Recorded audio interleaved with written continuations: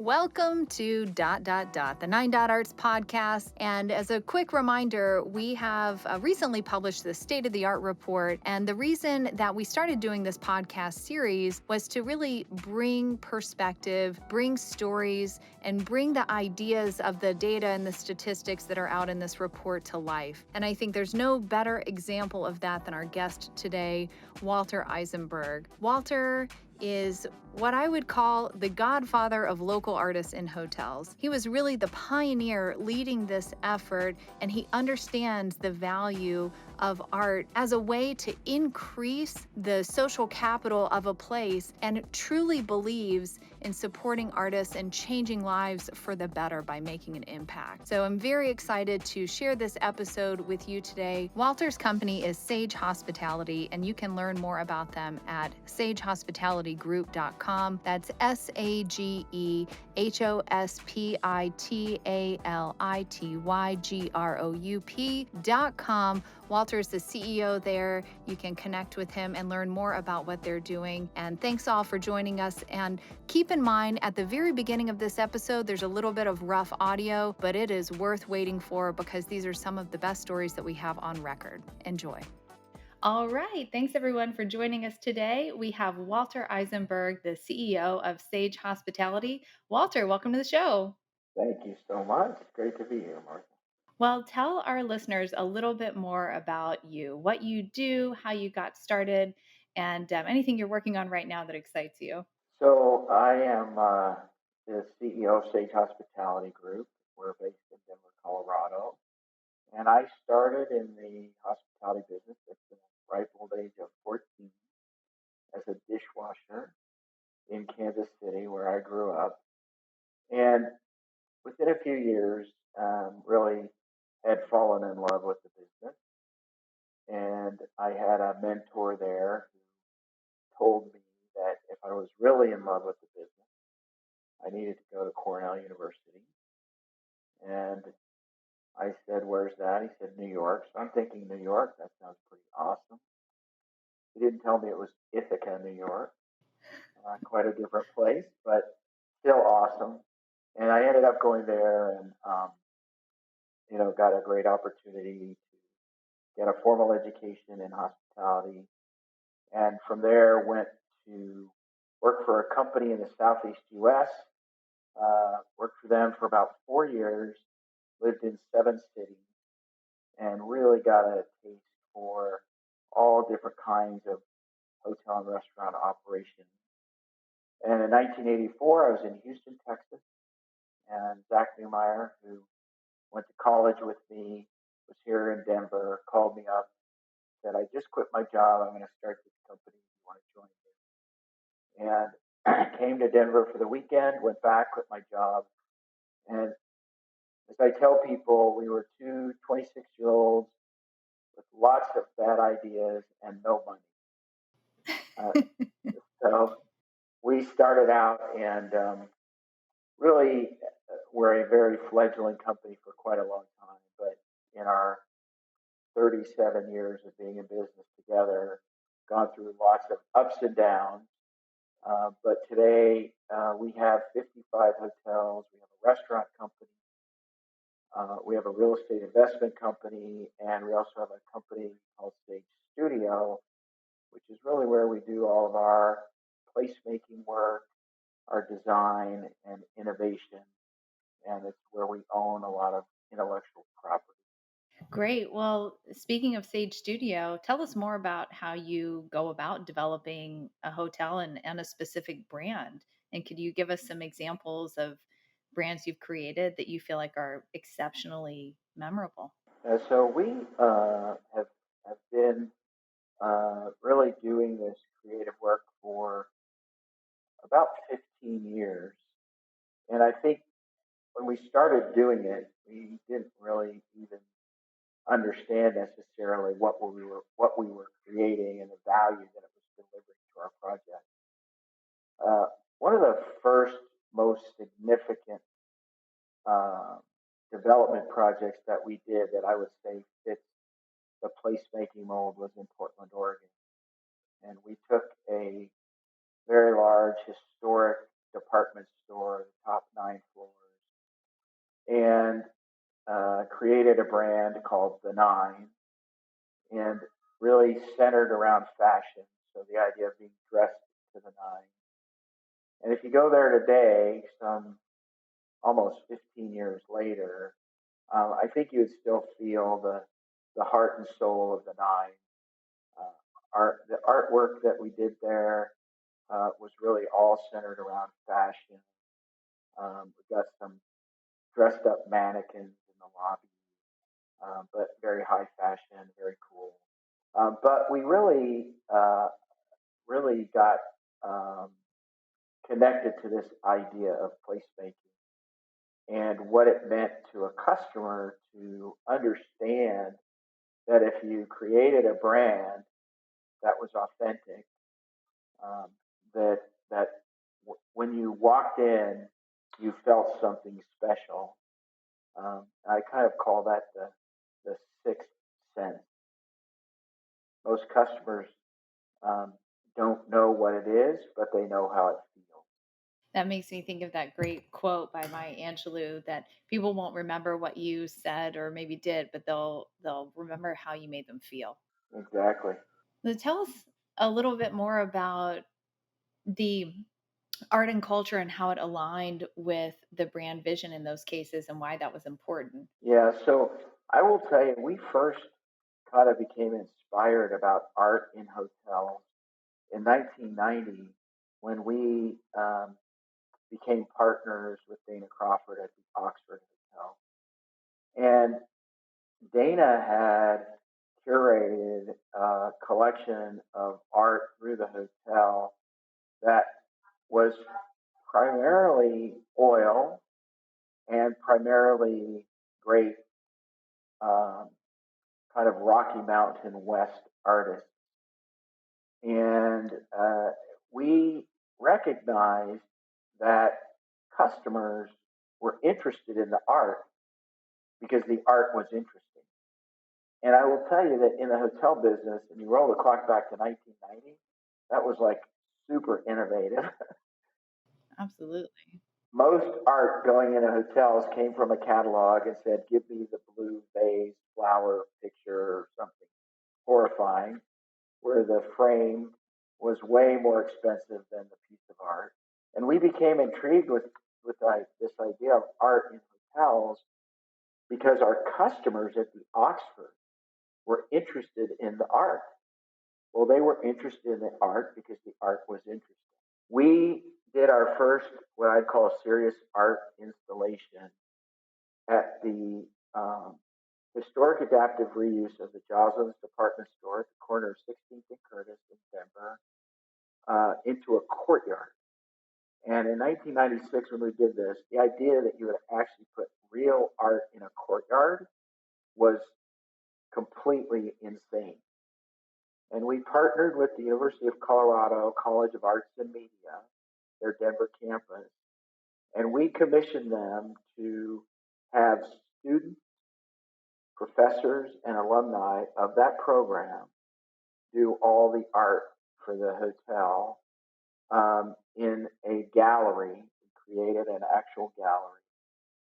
And then we commissioned a local Denver photographer, Gifford Ewing, to do the art in our room, um, coupled with a Denver public school where we took student art, kids, grade school kids, and put a small piece, like a 5 by 7, in the doorway of every hotel room.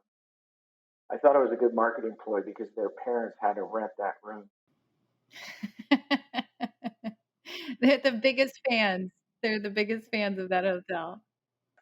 And so that was kind of, I would say that the inspiration came from the Oxford and the launch came from the courtyard. And it was evident to us after that that we were on to something.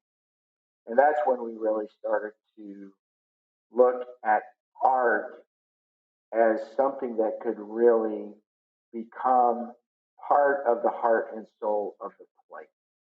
It's clear that you're a pioneer in this aspect of utilizing art to enhance the guest experience. And I wonder how you think about art as this community engagement tool. I mean, you described that in your stories, that it was a way to engage with, the universities or parents. Are you thinking more broadly about social impact and community engagement, or was that just kind of a natural outcome of your approach?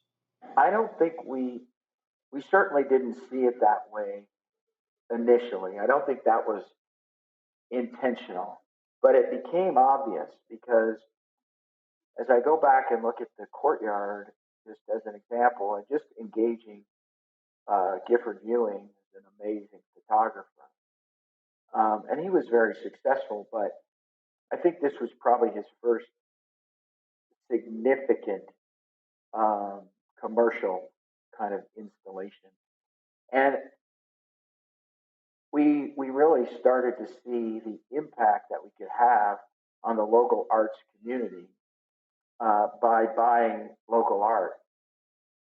I think one of my favorite stories, and maybe the place that it really resonated with me more than ever, was at our courtyard in San Diego. And Martha, you know the piece. Yeah. Yeah. Anyway, she um, did this amazing oil painting of a woman floating on a turtle in her swimming pool with her sunglasses on.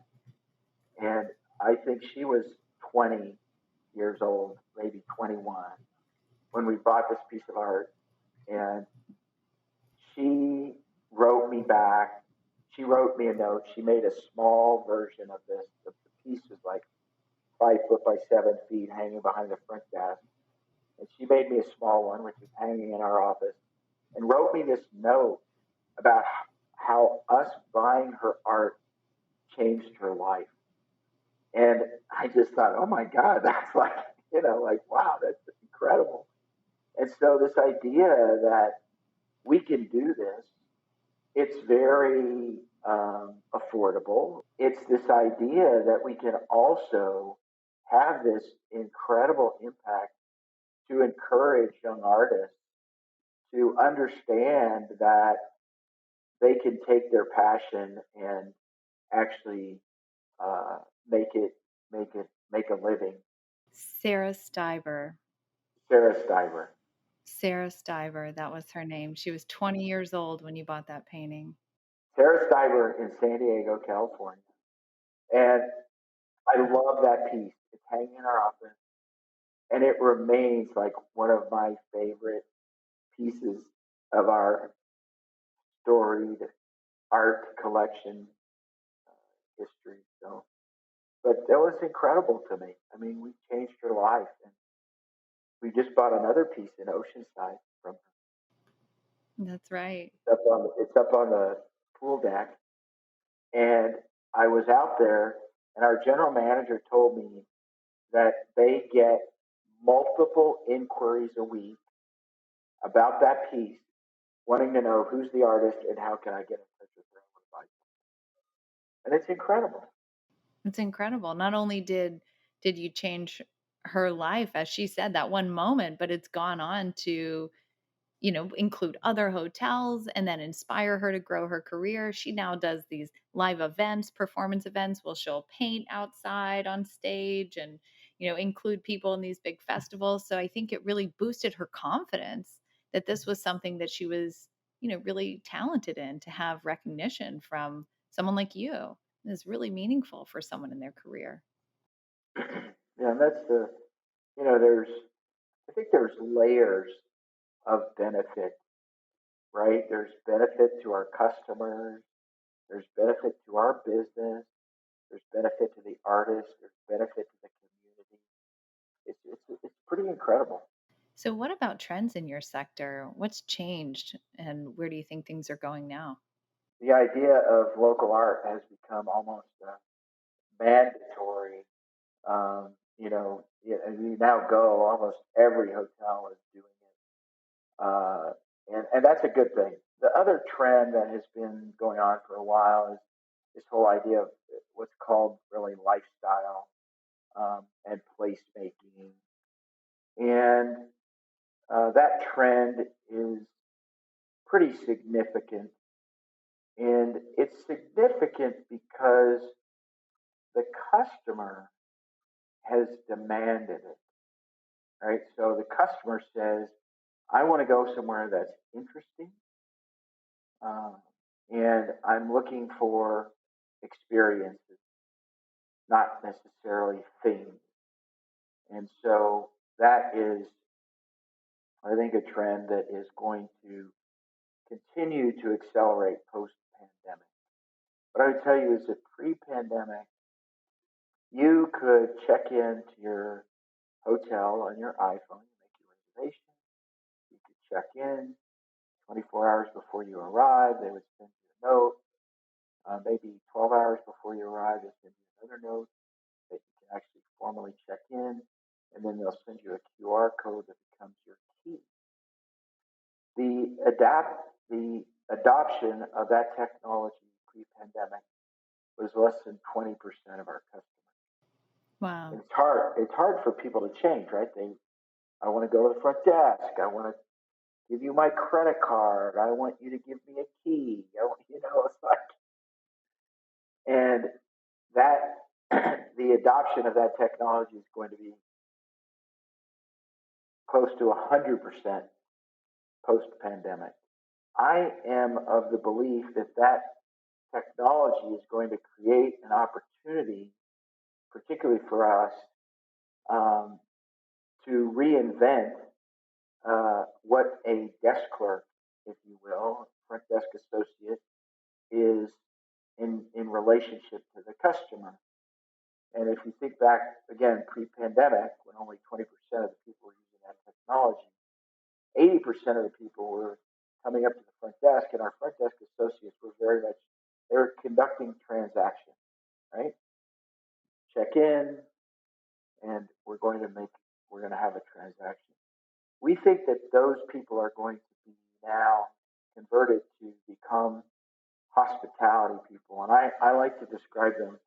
We're going to employ as our front desk associates the best Airbnb hosts in the community, right? They're going to know the best things to do. They're going to know the best galleries to go to and what exhibitions are on today. Where can I go for the best pizza? Where can I go for, the best selection of tequilas or whatever it may be? They will be the experts who are going to be able to craft experiences for our customers in a way that historically was very difficult to do just because of time. Well, that makes a lot of sense because at the end of the day, guests are demanding an experience. You've seen this historically. People want to have that level of service that will bring soul and bring life and bring heart to what they're doing. So I appreciate the contactless options where available, but certainly I think there's a trend towards social engagement and having a place to stay where people can show you the insider knowledge of a new city is a great amenity to have. So, Absolutely. well, is there anything that you'd like to share with me or our listeners that we didn't cover today? Well, I would just say we're big fans of Nine Dot. I know you didn't ask me to say that, but I will. We were blessed to meet you. You were, I would say, persistent in your pursuit of stage hospitality, becoming a customer. And we did the Spring Hill Suites together at Metro State, which was a great project. And so we're just very appreciative of our partnership with you. Well, thank you. I appreciate that, and I've always been inspired by you as a pioneer in the industry. I'll never forget the first time I heard you on the radio. You were talking about how you were going to be able to check your bag at the Crawford. It was going to become a hotel, and you could take a train from downtown Denver to the airport and just to hop on a flight to anywhere in the world you wanted to go. And I thought, wow, that is a person that I want to work with. So thanks for taking our calls and accepting the opportunity to interview. It's been an inspiration to be able to work with you and see you continuing to innovate and pioneer the industry. The one question that I ask everyone who joins is thinking back on this last year during COVID. I feel like we've all learned a lot and been through a bunch of changes. What are you leaving behind and what are you bringing with you into the future? I will tell you that I'm a very social person, and I miss handshakes and hugs, and I hope that uh, we get back to those days quickly. We're closer than we've ever been in this pandemic. I'm an optimist, and I think that people we are social animals, and the idea that you haven't been to a live concert or been able to go to a museum and have it be really crowded, which at times is annoying. But I think what I will probably take uh, forward is really an appreciation of kind of the crowds, and sometimes what were the most aggravating things, being in a line, and there's tons of people everywhere, and there's this cacophony of craziness going on. And I don't think that I ever really stopped to appreciate that. It's this like this wildness of humanity. And I think about places like New York City, they're just you know filled with this incredible energy. And I think how many times I've walked in New York and kind of had this mindset of I'm going from point A to point B, and how do I get there, and not really appreciating life. Oh, I love it. Well, that's a great way to close out. Thank you, Walter Eisenberg. You've really been a pioneer and an inspiration. So thank you so much for being on the show. Tell our listeners where they can learn more about your work and any place you'd like to direct them to find out more about you. Yeah, so they can find out about us at stagehospitality.com, and can learn about our four companies: Stage Hotel Management, Stage Restaurant Concepts, Stage Investments, and Stage Studio. So thanks, Martha. Fantastic. Thanks, Walter.